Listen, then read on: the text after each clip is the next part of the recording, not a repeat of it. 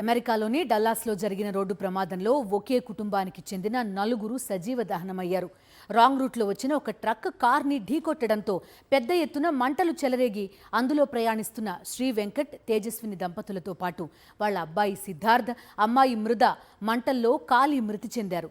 మరణించిన దంపతులిద్దరిది హైదరాబాద్కు చెందిన శ్రీ వెంకట్ 3.5 ఏళ్ల క్రితం ఉద్యోగరీత్యా అమెరికాలోని డల్లాస్కు వెళ్లారు. 2013లో హైదరాబాద్ జీడిమెట్ల ప్రాంతానికి చెందిన తేజస్వినితో అతడికి వివాహం జరిగింది.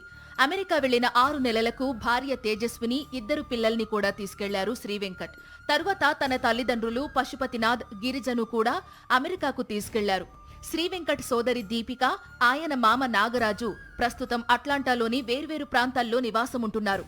సెలవుల్లో శ్రీ వెంకట్ కుటుంబమంతా అట్లాంటా రాష్ట్రానికి వెళ్లింది. 2 ఇళ్లల్లో 3 రోజులు గడిపారు. తిరిగి టెక్సాస్ రాష్ట్రంలోని డల్లాస్కు ప్రయాణిస్తున్న సమయంలో గ్రీన్ కౌంటీ ప్రాంతంలో ఈ యాక్సిడెంట్ జరిగింది.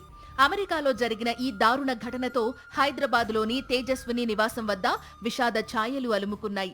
8 నెలల కిందటే శ్రీ వెంకట్ కుటుంబం హైదరాబాదు వచ్చింది. తేజస్విని సోదరుడి వివాహంలో అంతా ఆనందంగా గడిపారు. అంతలోనే ఇలా రోడ్డు ప్రమాదంలో కుటుంబం మొత్తం ప్రాణాలు కోల్పోయింది.